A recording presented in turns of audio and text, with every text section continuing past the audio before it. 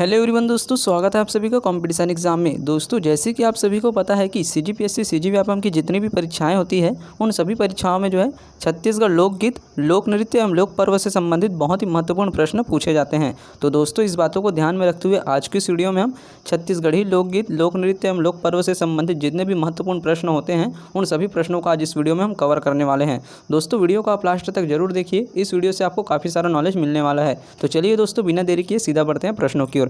प्रश्न नंबर पहला दिया हुआ है, किस पारंपरिक छत्तीसगढ़ी लोकगीत में गंगा का नाम बार बार आता है? तो कौन से गीत में आता है? तो इस प्रश्न का सही आंसर हो जाएगा ऑप्शन नंबर ए, भोजली। भोजली पारंपरिक छत्तीसगढ़ी लोकगीत में जो है गंगा का नाम बार बार आता है। भोजली गीत जो है रक्षाबंधन के दूसरे दिन भादो माह में कृष्ण पक्ष के प्रथम दिन गाया जाता है। भोजली गीत में गंगा का नाम बार बार आता है। इस तरह से दोस्तों इस प्रश्न का सही आंसर हो जाएगा ऑप्शन नंबर ए, भोजली। चलिए दोस्तों बढ़ते हैं अगले प्रश्न की ओर। प्रश्न नंबर दूसरा दिया हुआ है, इस राज्य के निम्नलिखित में से किस लोक संगीतकार ने लोकनाट्य चंदैनी गोंदा में पार्श्व संगीत दिया था? तो किसने दिया था? तो इस प्रश्न का सही आंसर हो जाएगा ऑप्शन नंबर सी, रवान यादव। छत्तीसगढ़ राज्य के रवान यादव लोक संगीतकार ने जो है लोकनाट्य चंदैनी गोंदा में पार्श्व संगीत दिया था। तो इस प्रश्न का सही आंसर हो जाएगा ऑप्शन नंबर सी, रवान यादव।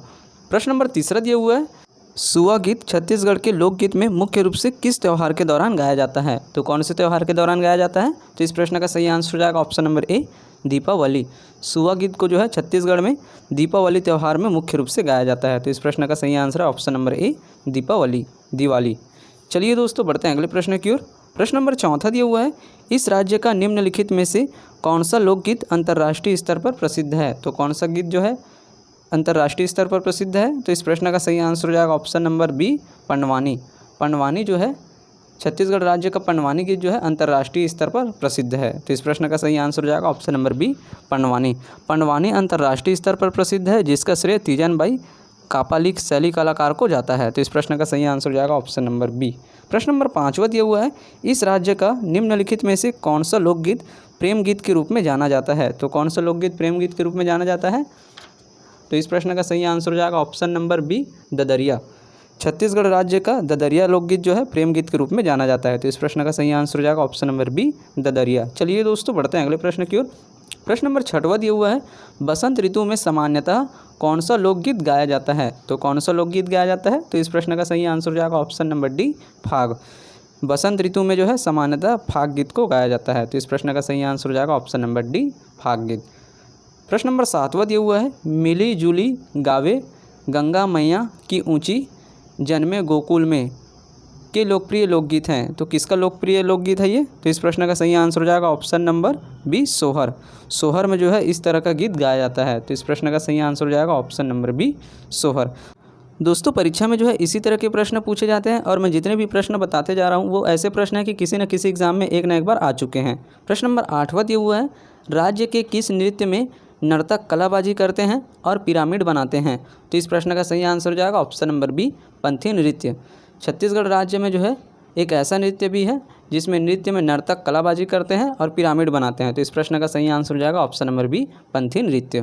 प्रश्न नंबर 9वां दिया हुआ है, भगवान कृष्ण का वंशज मानने वाले यदुवंशी कुल किस शैली का लोक नृत्य करता है? तो कौन सी शैली का लोक नृत्य करता है? तो इस प्रश्न का सही आंसर हो जाएगा ऑप्शन नंबर ए, राउत नाचा। राउत नाचा का लोक नृत्य जो है दीपावली के अवसर पर किया जाता है, जो कि यदुवंशी द्वारा किया जाता है। तो इस प्रश्न का सही आंसर हो जाएगा ऑप्शन नंबर ए, राउत नाचा। चलिए दोस्तों बढ़ते हैं अगले प्रश्न की ओर। प्रश्न नंबर 10वां दिया हुआ है, छत्तीसगढ़ में इनमें से किस आयोजन में पौराणिक चरित्रों की मानवाकार प्रतिमाएं बनाते हैं? तो इस प्रश्न का सही आंसर हो जाएगा ऑप्शन नंबर डी, रहस। छत्तीसगढ़ में रहस आयोजन में जो है पौराणिक चरित्रों की मानवाकार प्रतिमा बनाते हैं। तो इस प्रश्न का सही आंसर हो जाएगा ऑप्शन नंबर डी, रहस। रहस लोकनाट्य उत्तर प्रदेश के रासलीला से प्रभावित है, जो बिलासपुर संभाग में सर्वाधिक प्रचलित है। चलिए दोस्तों बढ़ते हैं अगले प्रश्न की ओर। प्रश्न नंबर 11 दिया हुआ है, रवेली नाचा पार्टी के संस्थापक थे। तो इस प्रश्न का सही आंसर हो जाएगा ऑप्शन नंबर ए, दाऊ दुलार सिंह मंदराजी।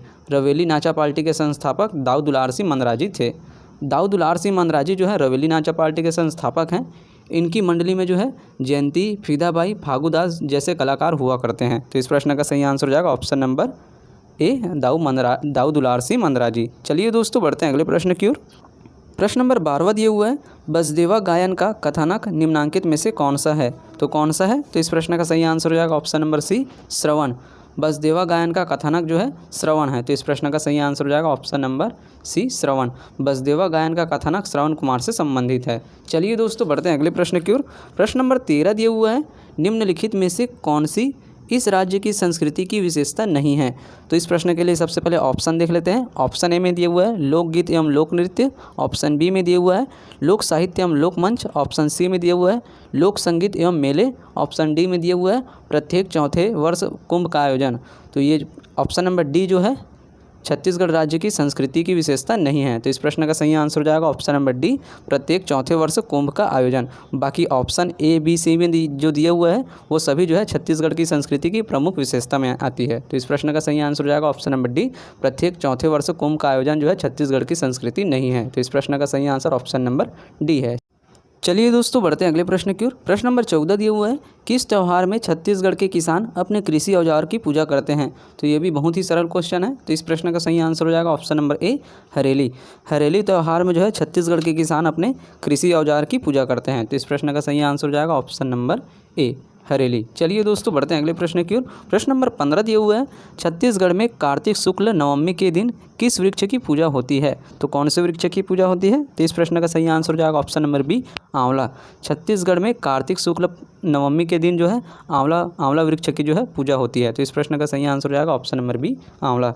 छत्तीसगढ़ में कार्तिक शुक्ल नवमी के दिन आंवला वृक्ष की तो पूजा होती है, साथ ही वृक्ष के नीचे सामूहिक भोजन का भी आयोजन करते हैं, तो इस प्रश्न का सही आंसर है ऑप्शन नंबर बी, आंवला। इस तरह से दोस्तों आज की इस वीडियो में हमने छत्तीसगढ़ के लोक नृत्य, छत्तीसगढ़ के लोकगीत एवं छत्तीसगढ़ी लोक पर्व से संबंधित बहुत ही महत्वपूर्ण प्रश्नों को कवर किया है, जो आपके आने वाले एग्जाम के लिए काफ़ी ज़्यादा महत्वपूर्ण हो सकते हैं। दोस्तों वीडियो अच्छा लगे तो वीडियो को लाइक करें और ज़्यादा से ज़्यादा लोगों में शेयर करें, और अभी तक आपने हमारे चैनल को सब्सक्राइब नहीं किया तो प्लीज़ चैनल को सब्सक्राइब जरूर करें।